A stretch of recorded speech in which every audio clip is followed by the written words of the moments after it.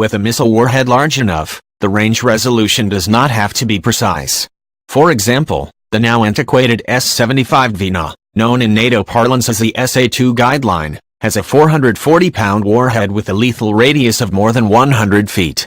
Thus, a notional 20-microsecond compressed pulse with a range resolution of 150 feet should have the range resolution to get the warhead close enough, according to Pietrucha's theory.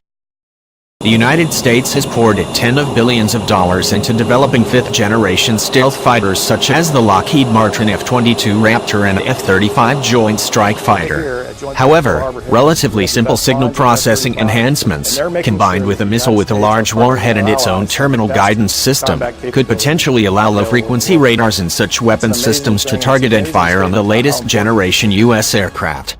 It is a well-known fact within Pentagon and industry circles that low-frequency radars operating in the VHF and UHF bands can detect and track low-observable aircraft. It has generally been held that such radars can't guide a missile onto a target, i.e., generate a weapons quality track. But that is not exactly correct. There are ways to get around the problem according to some experts. Traditionally, guiding weapons with low-frequency radars has been limited by two factors. One factor is the width of the radar beam, while the second is the width of the radar pulse, but both limitations can be overcome with signal processing. The width of the beam is directly related to the design of the antenna, which is necessarily large because of the low frequencies involved. Early low-frequency radars like the Soviet-built P-14 Talking VHF band radars was enormous in size and used a semi-parabolic shape to limit the width of the beam. Later radars like the P-18 Spoon Rest used a Yagi-Yuta array, which were lighter and somewhat smaller. But these early low-frequency radars had some serious limitations in determining the range and the precise direction of a contact. Furthermore, they could not determine altitude because the radar beams produced by these systems are several degrees wide in azimuth and tens of degrees wide in elevation. Another traditional limitation of VHF and UHF band radars is that their pulse width is long and they have a low pulse repetition frequency, PRF, which means such systems are poor at accurately determining range.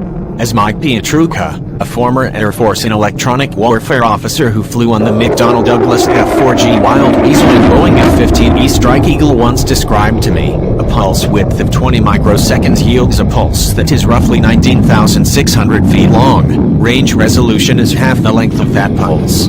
That means that range can't be determined accurately within 10,000 feet. Furthermore, two targets near one another can't be distinguished as separate contacts. Signal processing partially solved the range resolution problem as early as in the 1970s. The key is a process called frequency modulation on pulse, which is used to compress a radar pulse. The advantage of using pulse compression is that with a 20-microsecond pulse, the range resolution is reduced to about 180 feet or so.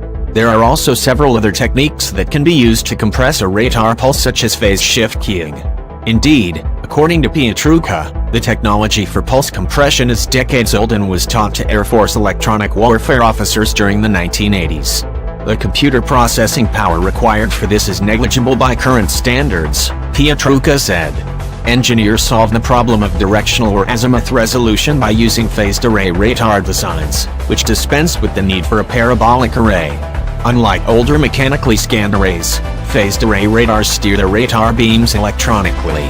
Such radars can generate multiple beams and can shape those beams for width, sweep rate and other characteristics.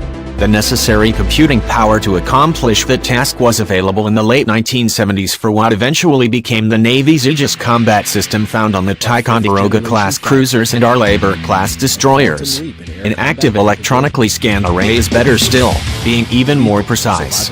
With a missile warhead large enough, the range resolution does not have to be precise. For example, the now antiquated S-75 Dvina, known in NATO parlance as the SA-2 Guideline, has a 440-pound warhead with a lethal radius of more than 100 feet. Thus, a notional 20-microsecond compressed pulse with a range resolution of 150 feet should have the range resolution to get the warhead close enough, according to Pietrucha's theory. The directional and elevation resolution would have to be similar, with an angular resolution of roughly 0.3 degrees for a target at 30 nautical miles, because the launching radar is the only system guiding the SA-2. For example, it is equipped with a sensor, perhaps an infrared infrared sensor with a scan volume of a cubic kilometer would be an even more dangerous foe against an F-22 or F-35.